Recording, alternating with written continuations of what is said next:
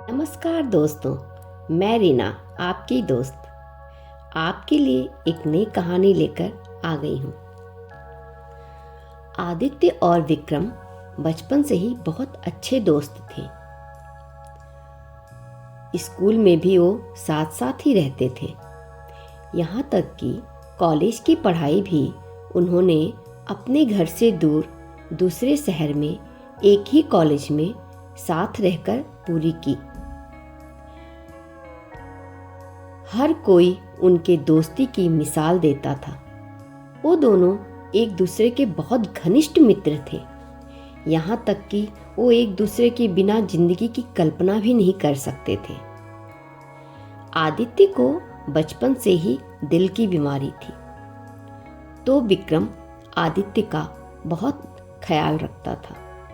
जैसे जैसे आदित्य बड़ा हो रहा था, उसकी बीमारी भी बढ़ती जा रही थी।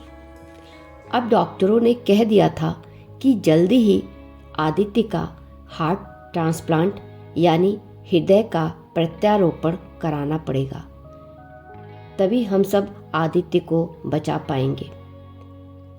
धीरे धीरे आदित्य की तबीयत खराब रहने लगी। एक दिन विक्रम आदित्य को घुमाने के लिए अपने कार में लेकर गया। वो हमेशा एक पहाड़ी पर जाता था। आज भी दोनों वहीं जा रहे थे। अचानक सामने से आ रही एक गाड़ी से ये टकरा गए और कार गहरी खाई में गिर गई। उस एक्सीडेंट में विक्रम की मौत हो गई और आदित्य बच गया। उसे हॉस्पिटल लाया गया। जब विक्रम के घर वालों को पता चला कि विक्रम नहीं रहा, तब उन्होंने एक बेहद दिल को छू लेने वाला फैसला किया और विक्रम का दिल आदित्य को दान कर दिया। इस तरह आदित्य के जीवन में विक्रम फिर से लौट आया, अब की अपने दिल के साथ। अब विक्रम का दिल आदित्य के सीने में धड़कने लगा। शुरुआत में सब कुछ ठीक रहा। आदित्य की सेहत सुधरने लगी। वो अपनी जिंदगी में वापस लौट रहा था। लेकिन कुछ दिनों बाद आदित्य की जिंदगी में अजीब अजीब घटनाएं घटने लगी। वो कभी कभी विक्रम की तरह ही व्यवहार करने लगता। उसे विक्रम की पसंद नापसंद आदतें और यहाँ तक कि उसे अजीब से सपने भी आने लगे। उसे लगता कि मीरा नाम की कोई लड़की उसे याद करती है और बहुत रोती है। कभी लगता कि मीरा उसे बुला रही है। वो सोचने लगता कि क्या ये विक्रम का दिल है जो मुझे बदल रहा है, या ये मेरा कोई भ्रम है। अब वो ज़्यादातर विक्रम की तरह ही बातें करता और विक्रम की पसंदीदा जगह जाने की चाहत भी महसूस होने लगी। उसके परिवार और दोस्तों ने भी उसके इस बदलाव को महसूस किया। उन्हें लगा कि आदित्य विक्रम की मौत के बाद मानसिक रूप से प्रभावित हो गया है।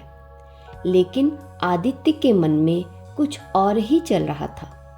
धीरे धीरे आदित्य के जीवन में समस्याएं बढ़ने लगी। वो रात को सो भी नहीं पाता था। उसे अजीब अजीब सपने आते थे।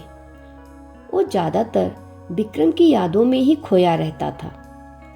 एक दिन आदित्य विक्रम के घर जाने का फैसला करता है। वहाँ जाकर उसने विक्रम के माता पिता से उन सभी बातों को साझा किया। विक्रम की माँ ने आदित्य को विक्रम के कमरे में जाने को कहा और बोला, शायद उस कमरे में तुम्हारे समस्याओं का कोई समाधान मिल जाए। तब आदित्य विक्रम के कमरे में जाकर उसके बिस्तर पर बैठ गया और चारों ओर देखने लगा। फिर उसकी अलमारी खोली। उसके कपड़े देखकर वो विक्रम की यादों में खो गया। अचानक उसकी नज़र एक सुंदर से गिफ्ट पर पड़ी। उसने उसे उठाकर देखा, फिर सोचा खोलकर देखता हूँ। आदित्य ने उस गिफ्ट को खोला। उसमें एक सुंदर सी घड़ी थी। उसी के संग एक नोट मिला जिस पर लिखा था, आई लव यू मीरा। अचानक आदित्य को याद आया कि ये नाम मुझे भी बहुत याद आता है। ये मीरा कौन है? कॉलेज में तो मुझे कोई मीरा याद नहीं है और ना ही मुझे विक्रम ने कभी मीरा के बारे में बताया। उस घड़ी को आदित्य अपने जेब में रखकर वापस अपने घर आ जाता है। आदित्य बहुत सोचता है, लेकिन उसे याद नहीं आता कि वो कभी मीरा नाम की किसी लड़की से मिला है। आज आदित्य बहुत दिनों बाद शहर से दूर उसी पहाड़ी पर जाने का मन बनाता है। एक्सीडेंट के बाद वो आज पहली बार उस पहाड़ी पर जा रहा था। रास्ते भर वो विक्रम के बारे में सोचता रहा। वहाँ पहुंचकर देखता है कि कोई लड़की वहाँ बैठी है। उसकी आहट पाकर वो लड़की वहाँ से उठकर चली जाती है। आदित्य फिर वहीं बैठ जाता है। अब वो अक्सर वहाँ जाने लगा और वो वहाँ उसी लड़की को देखता।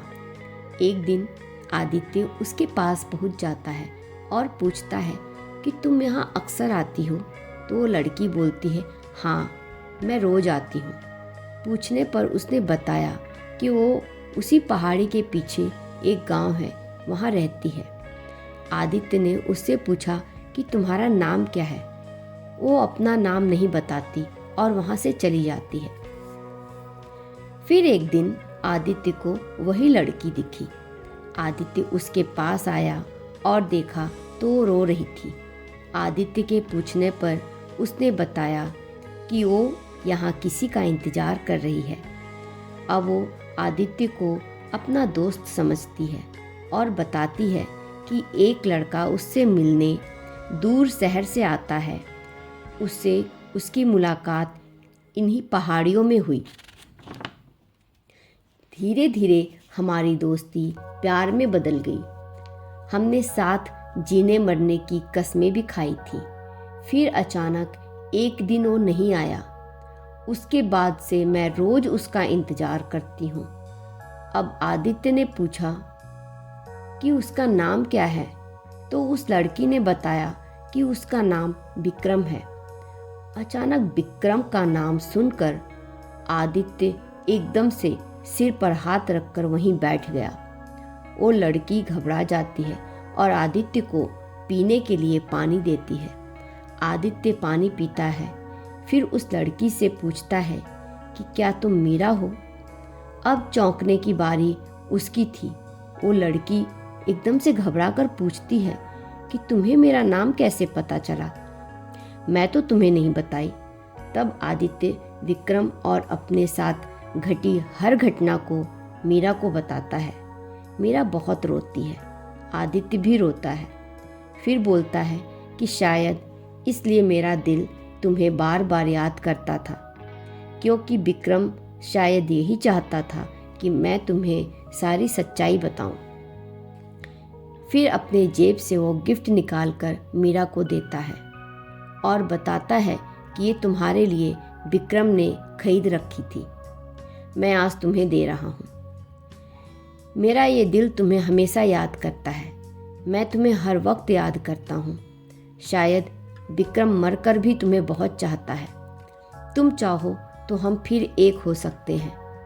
मेरे दोस्त के लिए मेरी तरफ से शायद यही सच्ची श्रद्धांजलि होगी, अगर तुम चाहो तो। मीरा आदित्य की तरफ लगातार देखती है। उसे उस समय आदित्य की जगह विक्रम दिख रहा था। वो आदित्य के गले लग जाती है। धन्यवाद। आपको ये कहानी पसंद आई हो तो वीडियो को लाइक कीजिए, शेयर कीजिए, चैनल को सब्सक्राइब कीजिए और बेल आइकॉन को प्रेस कर दीजिए ताकि आपको आने वाली कहानियों का नोटिफिकेशन मिलता रहे। नमस्कार।